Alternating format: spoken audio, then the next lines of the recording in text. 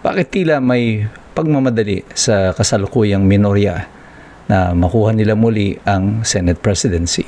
Ito po si Attorney Mike Operario. Pag-usapan natin yan ngayon. Mga ilang araw pa lang pagkatapos na pumutok na nga itong balita na nagpalitan ng liderato ng Senado, agad-agad naramdaman agad ng sambayan ng Pilipino ang pagnanais na palitan agad ang Senate presidency. At nakita natin yan sa galawan, sa pressure, both in the political at saka yung mga rally sa labas, social media, and the media. At ngayon ay tila pinalulutang ang pangalan ni Mig Zubiri na muli daw ay babawiin ang Senate presidency. But in order to do that, ay kailangan nila ng 13 boto. Sa kasalukuyan, meron lang silang 9. Kung lumipat sa kanila yung 2 na nag-abstain, meron silang 11. So, kung meron mang isa na lumipat na muli sa kanilang grupo, may magiging 12 sila. Hindi pa rin yun magiging sapat para magpalit ng liderato kasi magkakaroon ng deadlock na 12-12. So, kailangan mo ay maka 13 boto ka para ikaw ay manalo bilang Senate President. So, ito ang sitwasyon sa kasalukuyan. With Senator Bato de la Rosa out of the picture at the moment, medyo nabuhayan ng loob itong minorya at ngayon ay sigurado ako na walang tigil ang maniobrahan, pag-aalok, pananakot. At sinasabi na nga ng ibang mga vlogger, nadinig ko to kanina dito kay Banat Bay, na tinatakot na daw ang mga senador ng mga kaso.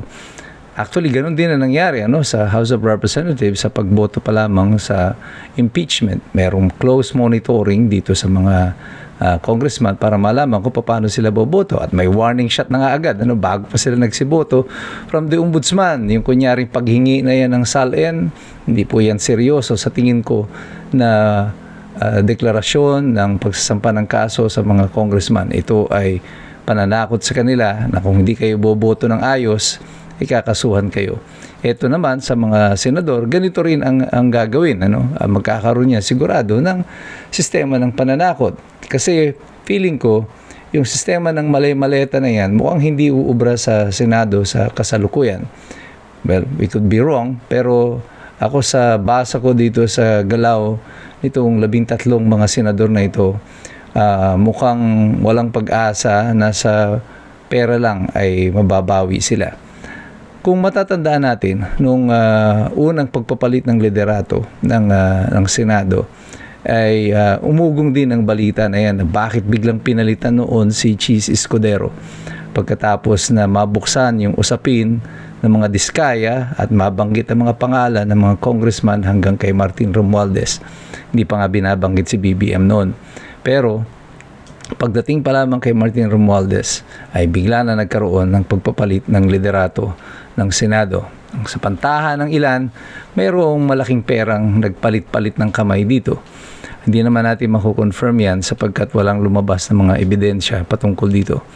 Pero sa kasalukuyan, ito pong intensyon o umiikot na balita ng pagpapalit ng liderato ng Senado, sa tingin ko kagaya ng unang kudeta dyan sa Senado noon, pagkatapos buksan yung pag-usapin sa Blue Ribbon Committee, itong pagnanais na buksan na muli o mag-eleksyon na muli ay tungkol sa Blue Ribbon Committee. Kasi mukhang ang direksyon dito ng kung sino mang papalit, and presumably it will be Marcoleta again, ang direksyon ito ay magsasalita o iimbitahin niya yung 18 mga ex-Marines and probably all the other witnesses na hindi na patawag kagaya ng mga Bersamin, sina Mena Pangandaman at yun nga, buksan na pa siguro yung Cabral files. And these are damaging mga testimonies para sa administrasyon. And I think ang pagnanais nito na pigilan itong kasalukuyang liderato ng Senado ay may kaugnayan dito sa muling pagbubukas ng usapin sa Blue Ribbon Committee. Because tignan nyo ang magiging larawan nito.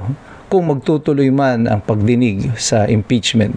Kasabay nito ay magkakaroon ng usapin sa Blue Ribbon Committee kung magkakaroon man sila ng oras para dito. Pero sa tingin ko, ito ay kaya nilang gawin na ipatawag ang mga miyembro ng 18 mga marino na nagsabi na sila ang nag-deliver ng pera. At ito makikita natin kung magpatuloy ito, kung matuloy ito, ang sagwa ng larawan ito. Ini-impeach nyo si Sara Duterte para sa katiwalian at ito, nagtetestimonya at ikukumplituhin itong mga marino na ito, mga ex-marines na ito, yung kanilang testimonya tungkol sa pag-deliver ng about 805 billion pesos na pera ng bayan. At yung kaipokrituhan ng proseso na ito ng impeachment ay lalabas dito sa pagbubukas ng usapin sa Blue Ribbon Committee. Kaya importante na magpalit ng liderato upang hindi maupo si Marcoleta bilang chairman na muli ng Blue Ribbon Committee at para hindi na mabuksan uli yung investigasyon, para yung partial report ni Ping Lacson na isang malaking kalokohan na ikaw ay maglabas ng partial report. Bagamat ang dami pang mga tanong na hindi pa nasasagot. At yun ang gusto nilang isulong kasi doon sa partial report ay hindi na babanggitin ang pangalan ng iba pang mga involved. Ang gusto lang banggitin nila doon sa partial report na yan, yung mga nais ng administrasyon na ito na madawit dito sa usapin tungkol sa flood control. Pero ang sambayan ng Pilipino ay hindi na mauuto sa ganitong mga strategiya. Alam na natin kung para saan ito. Pinauugong nila yung usapin na magpapalit ng liderato, na incompetent si Alan Peter Cayetano, bubugbugin siya ng mga issue at kontrobersiya, lalo dito sa naganap na putukan sa loob ng Senado. At marami pa, hindi pa sila titigil dyan. Kaya sinabi ko sa inyo nung last week, kapit kayo, mag-abang kayo kasi marami pang magaganap at pagpipilit sila na baguhin na muli ang takbo ng impeachment na ito at ng pag-usad ng mga investigasyon dito sa Senado. Pero alam nyo, sa dami-dami na ng pinlano nitong administrasyon na ito, napansin ko na tila may paggabay ng Panginoon dito sa mga Pilipino at dito kay Sara Duterte. Kasi it seems as if lahat ng plano nila ay hindi naman talaga nagtatagumpay. Kagaya nung pagpapakulong kay Digong. Akala nila noon ay magkakaroon ito ng takot doon sa puso ng mga Pilipino at ng mga political leaders upang hindi na iboto ang kampo ng mga Duterte. Pero baliktad na naging epekto sa kampo ng administrasyon, walang mga nanalo. At yung impeachment ni Sara, pumalpak yung unang impeachment. At ito na naman, inuli na naman uli nila ito. So far, everything that this government has tried to do has nothing to do with economic development o pagpapaunlad ng buhay nating mga Pilipino. Ito ay nakasentro lamang sa politika at ang pananatili nila sa kapangyarihan. Kanya sa tingin ko dahil dito maraming mga tao ang nananalangin at dinidinig ng Diyos ang panalangin nila. Kaya ang aking opinion dito, ang aking sapantaha, pagamat tila parang kay dilim ng kinabukasan para sa mga Pilipino, meron tayong Diyos na nagmamasid sa atin at tayong lahat ay ginagabayan. Ang kailangan lang natin ay manatili tayo sa ating pananampalataya. Tama lang na magalit tayo. Tama lang na magsumidhi ang ating mga damdamin. Pero dapat lagi tayo pa rin kakapit sa Panginoon sa panahong kagaya nito na punong-puno ng kadiliman ang ating lipunan. We are not fighting against flesh and blood but against the dark forces of this world. Yan po ang sinasabi sa atin ng Biblia. Kaya patuloy tayong manalangin, patuloy tayong makilahok, patuloy tayong sumali sa diskurso at sa usapin nito.